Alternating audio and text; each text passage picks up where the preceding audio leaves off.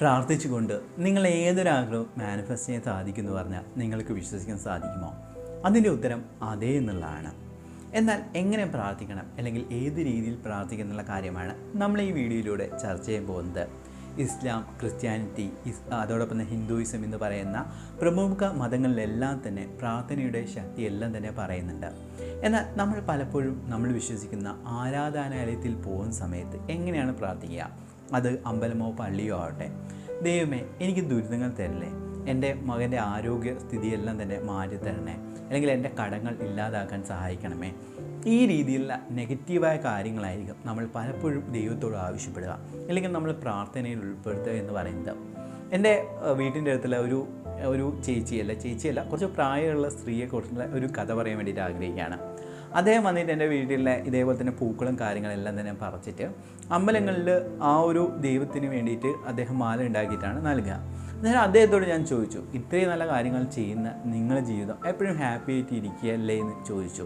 അന്നേരം അവർ പറഞ്ഞു, മോനെ എൻ്റെ ജീവിതത്തിൽ ഫുൾ ദുരിതമാണ്, ഭർത്താവിന് സ്നേഹമില്ല, മദ്യപാന ശീലമാണ്, മക്കളാണ് സ്നേഹിക്കുന്നില്ല, അതോടൊപ്പം തന്നെ മരുമകളായിട്ടുള്ള പ്രശ്നം, ഫുൾ പ്രശ്നങ്ങളാണ്, ഇത്രയധികം ചെയ്തിട്ടും എനിക്ക് ദൈവം ഒന്നും തരുന്നില്ലല്ലോ എന്നുള്ള രീതിയിലായിരുന്നു അദ്ദേഹം പറഞ്ഞത്.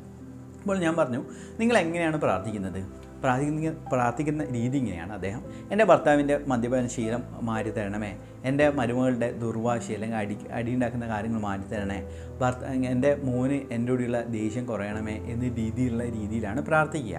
അന്നേരം ഞാൻ അവരോട് ചോദിച്ച ഒരു ചോദ്യം എന്ന് വെച്ച് കഴിഞ്ഞാൽ, സപ്പോസ് നിങ്ങളൊന്ന് മനസ്സിൽ വിചാരിക്കുക, നിങ്ങൾ ദൈവമാണെന്ന് ചിന്തിക്കുക. നിങ്ങളോട് ഒരു വ്യക്തി വന്നിട്ട് ഈ കംപ്ലൈൻറ്റുകൾ ഇങ്ങനെ പറഞ്ഞ് നിൽക്കുന്ന സമയത്ത് എന്തായിരിക്കും സംഭവിക്കുക? അന്നേരം എന്ത് സംഭവിക്കുന്നത് വെച്ചാൽ നിങ്ങൾക്ക് ആ വ്യക്തിയോട് ദേഷ്യം വരും, അല്ലേ? അതേപോലെ തന്നെയാണ് ദൈവിക ചൈതന്യം എന്ന് പറയുന്നത്. ദൈവിക ചൈതന്യത്തിനും ഒരു ഇൻ്റലിജൻസ് ഉണ്ട്, അല്ലെങ്കിൽ ഒരു ബുദ്ധിയുണ്ട്. അന്നേരം ആ ഒരു ഇൻ്റലിജൻസ് വെച്ചിട്ടായിരിക്കും ദൈവം നമ്മളോട് അല്ലെങ്കിൽ ദൈവികമായ ശക്തി പെരുമാറുന്നത്.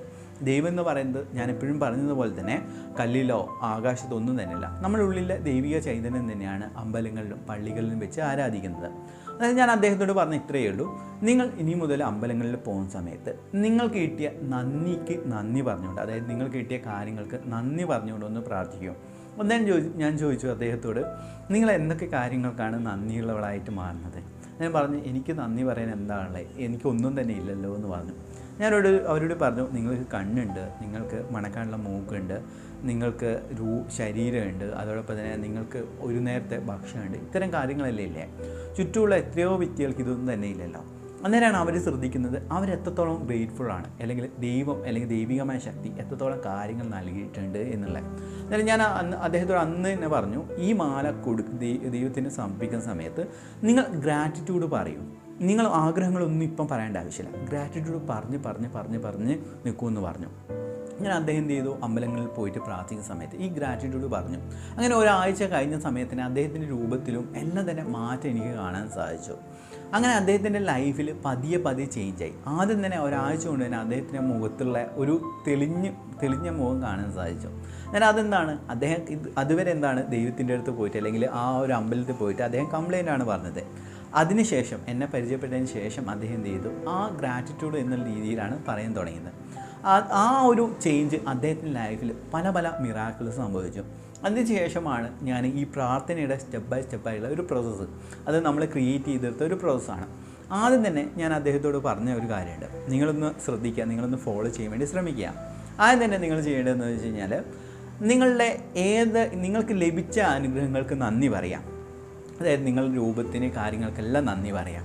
അതാണ് ആദ്യത്തെ സ്റ്റെപ്പ് എന്ന് പറയുന്നത്. അന്നേരം എന്തെല്ലാമായിരിക്കും നമുക്ക് ഉണ്ടാകുക? നമ്മളെ രൂപം, നമ്മളെ ബാങ്ക് അക്കൗണ്ടിലെ പണം, നമ്മളെ ബന്ധങ്ങൾ, നമ്മൾ ഇതുവരെ കഴിച്ച ഫുഡ്, അതോടൊപ്പം നമ്മളെ ഹെൽപ്പ് ചെയ്ത ആൾക്കാർ, ഈ ജീവജാലങ്ങൾ, പഞ്ചഭൂതങ്ങൾ, നമ്മളെ പൂർവികർ എല്ലാവരും തന്നെ ഉണ്ടാവില്ലേ?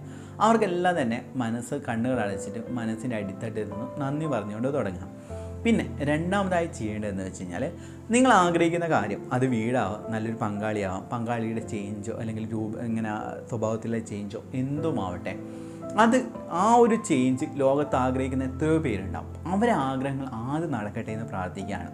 കാരണം നിങ്ങളുടെ പ്രാർത്ഥനകൾ നിങ്ങൾക്ക് വേണ്ടി മാത്രമല്ല, മറിച്ച് നിങ്ങൾ ഈ യൂണിവേഴ്സിൽ അല്ലെങ്കിൽ ഈ ഭൂമിയിലെ എല്ലാ മനുഷ്യ കുലത്തിന് വേണ്ടിയിട്ടുള്ള പ്രാർത്ഥനയിൽ ഉൾപ്പെടുത്താം. അന്നേരം എന്ത് സംഭവിച്ചു? നിങ്ങൾക്ക് വേണ്ടിയില്ല, നിങ്ങൾ സെൽഫിഷ് ആയിട്ടല്ല ചിന്തിക്കുന്നത്. നിങ്ങൾ ഈ യൂണിവേഴ്സിൻ്റെ ഭാഗമാണ്.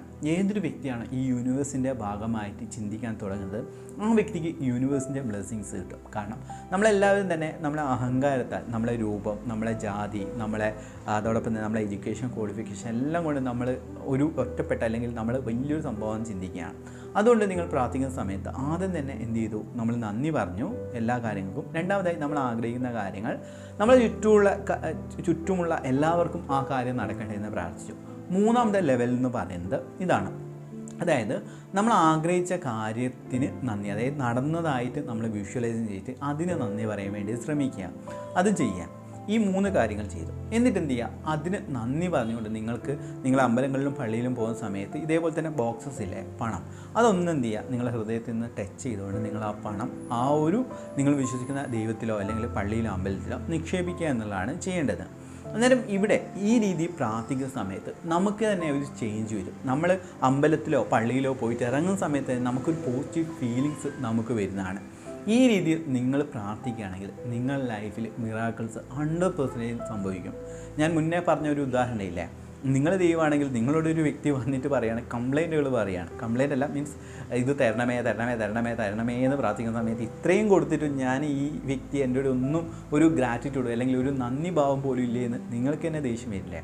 എന്നാലും മറ്റൊരു വ്യക്തി വന്ന് പറഞ്ഞിട്ട് അവർ ഇതുവരെ ലഭിച്ച കാര്യങ്ങൾക്ക് നന്ദി പറയുന്ന സമയത്ത് ഇനി എന്താ വേണ്ടത്, എന്താ ചോദിക്കുന്ന രീതിയിൽ നമ്മൾ മാറുകയാണെങ്കിൽ നമ്മൾ വിശ്വസിക്കുന്ന ആ ദൈവികമായ ഊർജ്ജവും അതേപോലെ തന്നെയല്ലേ പെരുമാറുക. കാരണം ഈ ഊർജ്ജം എന്ന് പറയുന്ന സമയത്ത് നമ്മൾ ആ ദൈവികമായ ഊർജ്ജമെല്ലാം ഗ്രാറ്റിറ്റ്യൂഡ് അല്ലെങ്കിൽ സ്നേഹത്തിൽ നിന്നാണ് ഉണ്ടാകുന്നത് എന്നുള്ള കാര്യം മനസ്സിലാക്കാം.